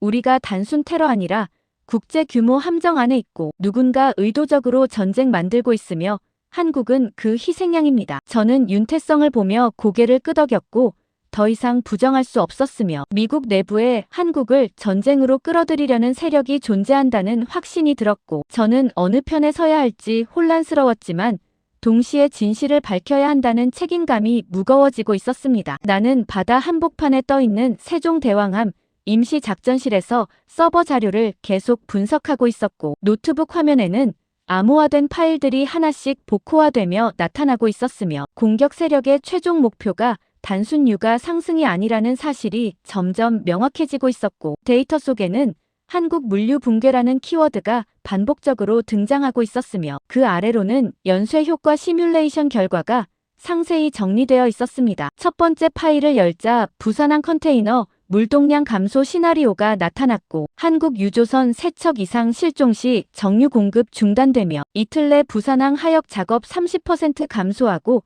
일주일 내 항만 전체 가동률 50% 이하로 떨어진다는 계산이 적혀 있었으며 그 옆에는 미국 군수 생산 영향도 분석이 첨부되어 있었고 한국산 반도체 공급 중단 시 미사일, 유도 장치 생산 즉시 중단되며 대체 공급처 확보까지 최소 6개월 소요된다는 내용이었어요. 저는 스크롤을 내리며 계속 확인했고 다음 파일에는 일본 전자 공급망 연쇄 붕괴 시나리오가 나왔으며 부산항이 멈추면 일본 수입 부품 30%가 지연되고 도요타와 소니 생산 라인이 2주일 내 중단될 수 있다는 분석이었고 유럽 자동차 업체들도 한국산 배터리 공급 차질로 전기차 생산에 타격받는다는 예측까지 포함되어 있었으며 모든 시나리오가 한국 물류 붕괴를 출발점으로 삼고 있었습니다. 윤태성이 제 옆으로 다가와 화면을 보더니 조용히 말했어요. 목표가 단순 유가 조작 아니고 한국 경제 자체를 무너뜨리는 거며 그 공백을 노린 세력들이 있습니다. 저는 다음 파일을 열었고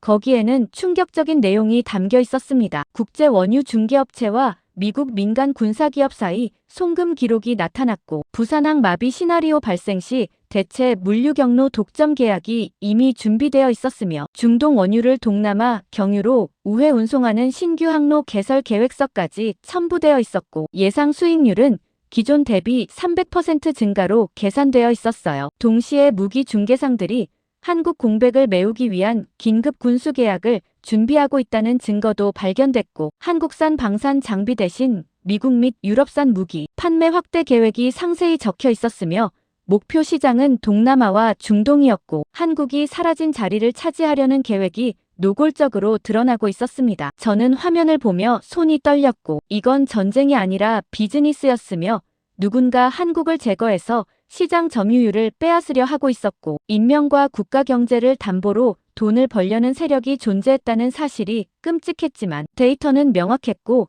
부정할 수 없었어요. 그런데 더 충격적인 건 한국 내부 협조자 존재가 드러났다는 점이었습니다. 파일 깊숙한 곳에서 암호화된 송금 기록이 발견됐고, 케이맨제도 페이퍼 컴퍼니에서 한국 정치권 인사명의 계좌로 거액이 송금된 내역이 나타났으며, 금액은 수십억 원 단위였고, 송금 시점은 남우호 공격 일주일 전이었으며, 송금 목적은 정보 제공 대가로 기록되어 있었고, 구체적으로는 한국 선박 운항 일정과 해군 작전 계획이 유출됐다는 정황이 포착됐습니다. 윤태성이 화면을 확대하며 이를 악물고 말했어요. 내부 배신자 있었고 한국 정보 팔아넘긴 거며 우리가 공격당한 건 우연이 아닙니다. 저는 고개를 끄덕이며 파일을 저장했지만 그 순간 한국 정부 서버가 해킹당했다는 긴급 뉴스가 터졌고, 상황실 모니터에 속보 자막이 떴으며 청와대 국가안보실 내부 문서가 온라인에 유출됐다는 보도였고, 내용은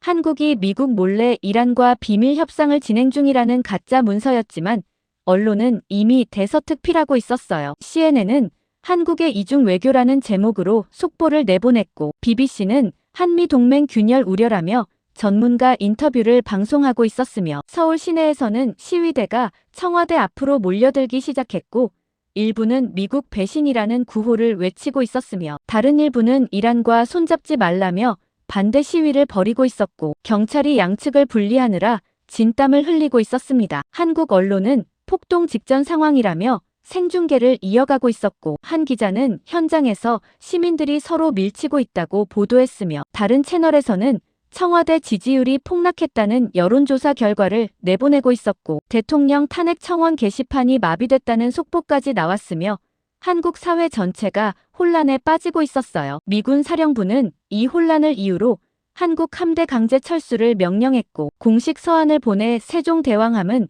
즉시 작전 중단하고 부산으로 복귀하라고 지시했으며, 한국 정부 내부 상황 안정될 때까지 독자 작전 금지한다는 내용이었고, 사실상 한국을 전장에서 배제하려는 조치였지만 윤태성은 서한을 읽고 찢어버리며 말했습니다. 지금 물러나면 대한민국은 다시는 바다를 못 지키고 누명 쓴 채 무너지며 끝까지 싸워야 합니다. 저는 윤태성을 보며 물었어요. 하지만 한국 정부도 혼란스럽고 국민도 갈라졌으며 지금 싸워서 이길 수 있습니까? 윤태성이 창밖 바다를 보며 침착하게 대답했습니다. 이기고 지는 게 중요한 게 아니고 진실 지키는 게 중요하며 한국 선박 계속 지켜야 합니다. 바로 그 순간 레이더에 새로운 경보가 떴고, 호르무즈 북단에서 대형 유조선 한 척이 폭발했다는 보고가 들어왔으며, 선박 국적은 불명이었지만 위치상 항로 전체를 막을 수 있는 지점이었고, 화염이 수백 미터 높이로 치솟으며 검은 연기가 하늘을 뒤덮기 시작했으며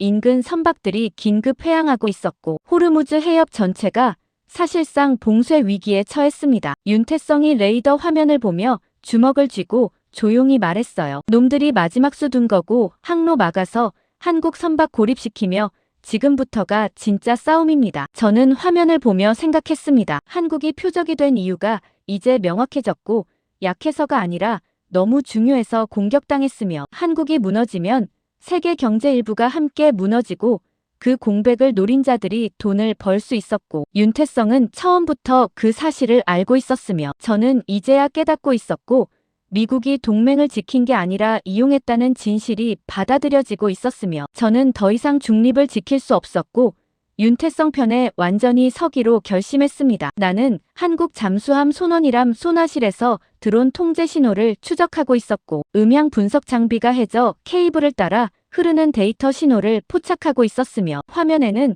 복잡한 주파수 패턴이 물결처럼 흐르고 있었고, 신호 발신지는 공해상 특정 좌표로 좁혀지고 있었지만 정확한 위치를 특정하기까지는 시간이 더 필요했습니다. 윤태성은 세종대왕함 함교에서 손상 상태를 점검하고 있었고 좌현 외벽 파손 부위는 응급 용접으로 막았지만 완전한 수리는 불가능한 상태였으며 침수된 격실 3곳은 폐쇄 조치했고 화재는 진압됐지만 연기 냄새가 여전히 복도에 남아있었으며 부상자는 15명이었고 중상자 3명은 의무실에서 치료받고 있었지만 함 전체 전투력은 70% 수준으로 떨어진 상태였어요. 함장이 윤태성에게 보고했습니다. 함 상태 확인 완료했고 주 엔진 정상 작동하며 함포와 미사일 시스템 가동 가능하지만 추가 피격 시 침수 위험 높아지고 장시간 교전 어렵습니다. 윤태성이 고개를 끄덕이며 대답했어요. 이해했고 최소 전력으로 작전 수행하며 통제선 위치 확인되면 특수팀 투입합니다. 함장이 망설이며 물었습니다. 통제선 주변에 무장 고속정과 자폭 드론 대기 중일 텐데 특수팀만으로 가능합니까? 윤태성이 창밖을 보며 침착하게 대답했습니다. 함정 접근하면 발각되고 특수팀 은밀 침투가 유일한 방법이며 제가 직접 이끌겠습니다. 저는 그 말을 듣고 당황하며 소리쳤어요. 대령님이 직접 가면 안 되고 지휘관은 함교에 남아야 하며 특수팀장에게 맡기십시오. 윤태성이 저를 보며 조용히 말했습니다. 팀장 혼자 보낼 수 없고 책임은 제가 져야 하며 마크는 여기 남아서 증거 지키십시오. 저는 반박하려 했지만 윤태성은 이미 특수팀 장비실로 향하고 있었고 저는 그를 따라가며 계속 설득하려 했지만 그의 결심은 확고했으며 장비실에 도착하자 특수팀원 5명이 이미 전투복을 입고 대기하고 있었고 윤태성도 방탄복을 착용하기 시작했습니다. 미군은 작전 지원을 완전히 거부했고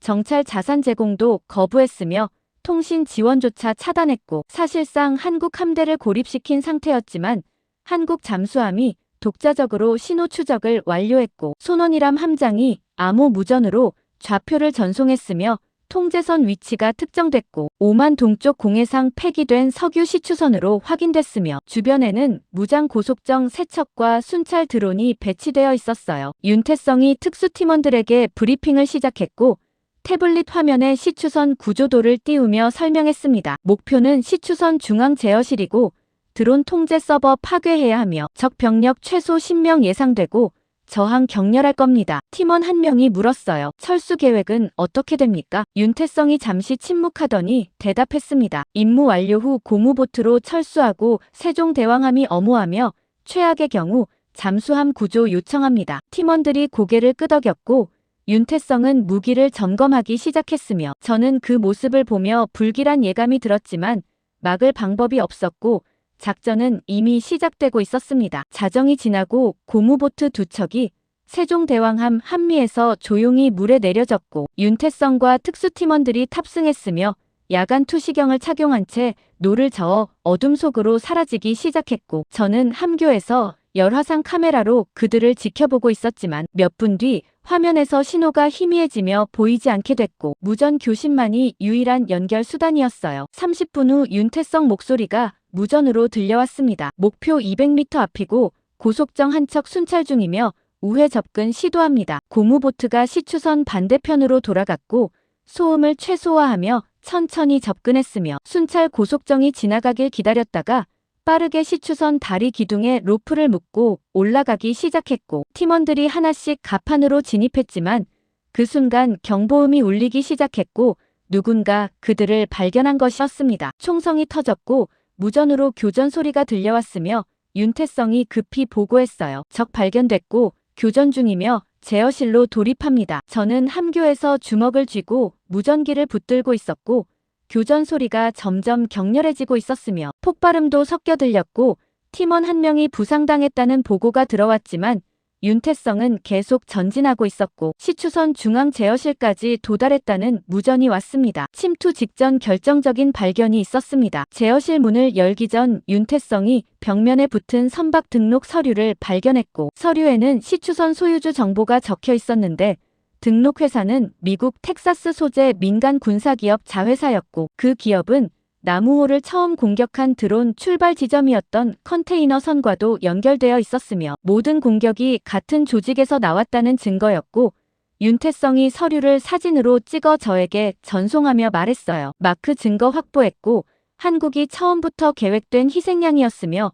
우리를 노린 건 이란이 아닙니다. 저는 사진을 받아 저장했고 온몸에 소름이 돋았으며 한국이 우연히 휘말린 게 아니라 의도적으로 선택됐다는 사실이 명확해졌고 누군가 처음부터 한국을 전쟁 한복판에 밀어넣으려 계획했다는 확신이 들었습니다. 윤태성이 제어실 문을 폭파하고 안으로 진입했지만 내부는 이미 자폭장치가 작동 중이었고 타이머는 3분밖에 남지 않았으며 서버를 확보할 시간이 없었고 윤태성은 즉시 시사 폭약을 서버에 부착하고 원격 기폭 장치를 설정하기 시작했지만 그 순간 한국 유조선단 방향으로 드론 수십 기가 동시에 이륙하는 신호가 포착됐고 세종대왕함 레이더 담당자가 급히 무전으로 보고했습니다. 대령님, 드론 대규모 편대 발진했고 유조선단 향하고 있으며 30분 내 도착 예상됩니다. 윤태성이 무전기를 붙들고 소리쳤어요. 세종대왕함 즉시 요격 준비하고 유조선 한 척도 잃으면 안 되며 제가 통제선 폭파합니다. 저는 함교에서 무전기를 들고 외쳤습니다. 대령님, 지금 폭파하면 철수 못하고 시추선째 폭발하며 돌아오십시오. 윤태성이 잠시 침묵하더니 침착하게 대답했어요. 마크, 지금 안 막으면 부산이 멈추고 한국 경제 끝나며 누군가는 남아야 합니다. 저는 그 말을 듣고 눈물이 났지만 윤태성은 이미 팀원들을 철수시키고 있었고 혼자 제어실에 남아 폭약 기폭 장치를 조작하고 있었으며 마지막 무전으로 저에게 말했습니다. 증거 반드시 지키고 진실 세상에 알리며 한국은 끝까지 버티는 나라라고 전하십시오. 무전이 끊겼고 몇 초 뒤 수평선 너머에서 거대한 폭발이 터졌으며 시추선 전체가 화염에 휩싸이며 무너지기 시작했고 바다 전체가 주황빛으로 물들었지만 동시에 드론 편대 일부가 방향을 잃기 시작했고 통제 신호가 끊긴 상태였으며 윤태성이 마지막 임무를 완수한 것이었고 저는 함교 창밖을 보며 주저앉았고 손에 쥔 서버 자료만이 그의 희생을 증명하고 있었습니다. 나는 세종대왕함 함교에서 마지막 교전을 지켜보고 있었고 밤하늘 전체가 한국 유조선단을 향해 날아오는 드론들로 가득 차 있었으며 레이더 화면에는 수십 개 빨간 점이 부채꼴 모양으로 퍼져 접근하고 있었고 윤태성이 폭파한 통제선에서 일부 드론들이 방향을 잃었지만 나머지는 여전히 목표를 향해 날아오고 있었으며 한국 함정들은 이미 탄약이 거의 바닥난 상태였고 함포 사격 횟수도 제한되어 있었지만 멈출 수 없었습니다. 세종대왕함 함장이 전 승조원에게 방송했고 목소리는 단호했어요. 윤태성 대령이 통제선 파괴하며 희생하셨고 우리가 지금 물러서면 그분 희생 헛되며 마지막까지 유조선 지킵니다. 승조원들이 일제히 응답했고 탄약 장전 소리가 갑판 곳곳에서 들렸으며 CIWS 포신이 다시 회전하기 시작했고 미사일 발사대도 최종 점검에 들어갔지만 미군 항모전단은 아직 수백 킬로미터밖에 있었고 지원이 도착하기까지 최소 40분 이상 걸릴 상황이었으며 한국은 그 시간을 혼자 버텨야 했어요. 그런데 윤태성이 폭파한 통제선에서 거대한 2차 폭발이 연쇄적으로 터지기 시작했고 시추선에 저장되어 있던 드론 연료 탱크가 폭발하며 화염 기둥이 수백 미터 높이로 솟아올랐으며 폭발 충격파가 바다를 가로질러 퍼져나갔고 통제 신호를 송출하던 안테나 전체가 무너지며 전자기 펄스가 발생했으며 그 영향으로 드론 편대 절반 이상이 동시에 제어 불능 상태에 빠지기 시작했습니다. 레이더 담당자가 놀란 목소리로 보고했어요. 드론 신호 다수 소실됐고 편대 와해되고 있으며 일부만 접근 중입니다. 저는 화면을 보며 윤태성 마지막 폭파가 결정적 효과를 냈다는 걸 깨달았고 그가 단순히 통제선을 파괴한 게 아니라 연쇄 폭발까지 계산했다는 사실에 소름이 돋았으며 그는 끝까지 한국을 지키려 했고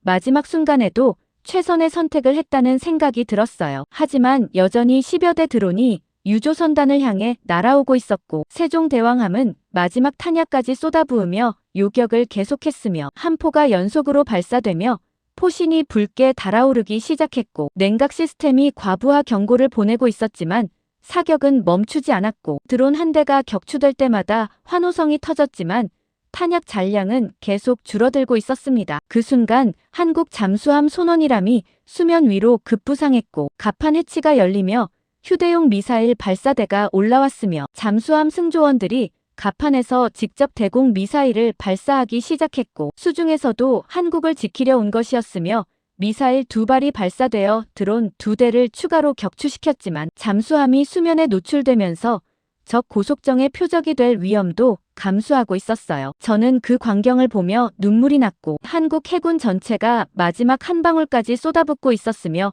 함정도 잠수함도 모두 한계를 넘어서 싸우고 있었고 미군은 여전히 오지 않았지만 한국은 멈추지 않았으며 유조선 선장들도 무전으로 감사 인사를 보내고 있었고 한 선장은 울먹이며 말했습니다. 세종대왕함 덕분에 살았고 대한민국 해군 감사하며 끝까지 항로 유지하겠습니다. 몇 분 뒤 마지막 드론까지 격추됐고 레이더 화면이 완전히 깨끗해졌으며 한국 유조선단은 무사히 호르무즈 해협을 빠져나가 안전 해역으로 진입했고 세 척 모두 손상 없이 항해를 계속하고 있었으며 승조원 전원이 무사했고 세종대왕함 함교에서는 환호성이 터졌지만 저는 윤태성이 돌아오지 못했다는 사실 때문에 기쁠 수 없었습니다. 한국 유조선단이 안전 해역을 통과하는 장면은 전 세계 위성 방송으로 생중계됐고 CNN은 속보로 한국 해군의 승리라는 제목을 내보냈으며 BBC는 세종대왕함이 홀로 유조선단을 지켜냈다고 보도했고 유럽 언론들도 한국의 집념이라며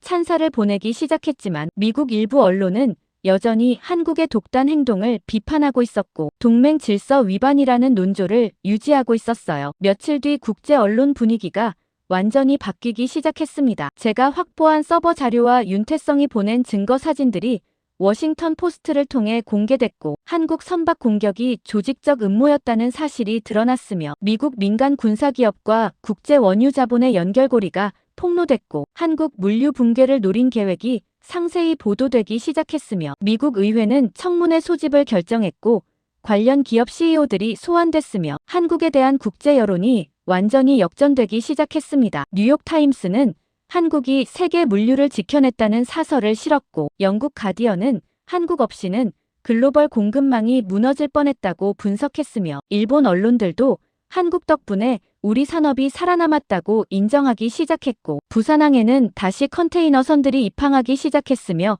정유 공급도 정상화되었고 서울 주유소 앞 긴 줄도 사라졌어요. 저는 미국으로 돌아가기 전 부산 해군작전 사령부를 방문했고 세종대왕함은 수리를 위해 부두에 정박해 있었으며 좌현 외벽에는 여전히 폭발 흔적이 남아있었고 용접 자국이 선명했지만 태극기는 여전히 함교 위에서 펄럭이고 있었으며 승조원들은 갑판을 청소하고 있었고 저는 그들에게 다가가 윤태성을 기억하느냐고 물었습니다. 한 승조원이 고개를 끄덕이며 대답했어요. 대령님 덕분에 우리 살았고 유조선도 지켰으며 절대 잊지 않습니다. 저는 부산항 방파제 끝에 서서 바다를 바라봤고 수평선 너머 어딘가에서 윤태성이 마지막으로 서 있던 시추선이 가라앉았을 거라 생각했으며 그의 희생 덕분에 이 모든 게 가능했다는 사실을 되새기고 있었고 주머니에서 서버 자료 USB를 꺼내 확인했으며 이 증거들이 세상에 알려졌고 진실이 밝혀졌으며 한국이 무고하게 희생당할 뻔했다는 사실이 공개됐습니다. 몇 주 후 미국 국방부는 공식 성명을 발표했고 한국 해군의 공헌을 인정했으며 세종대왕함의 특별 표창을 수여했고 윤태성은 전사 인정되어 추서됐지만 저는 그 표창이 너무 늦었다고 생각했으며 한국이 싸우고 있을 때 미국은 방관했고 이제 와서 인정하는 게 무슨 의미냐는 생각이 들었어요. 저는 바레인을 떠나기 전 마지막으로 윤태성이 남긴 말을 떠올렸고 그가 제게 했던 마지막 무전 내용을 수첩에 적어두었으며 거기에는 이렇게 쓰여 있었습니다. 대한민국은 원래 끝까지 버티는 나라입니다. 저는 그 문장을 보며 깨달았습니다. 호르무즈에서 가장 위험했던 건 이란도 드론도 아니었고 중국도 테러 세력도 아니었으며 한국을 너무 오래 얕봤던 우리 자신이었고 동맹이라는 이름으로 한국을 이용하려 했던 오만함이었으며 한국이 없으면 미국도 세계도 멈춘다는 사실을 몰랐던 무지였고 윤태성은 그 진실을 목숨으로 증명했으며 저는 이제야 그걸 이해하게 됐고 한국을 다시 보게 됐으며 앞으로는 절대 그들을 과소평가하지 않을 거라 다짐했습니다.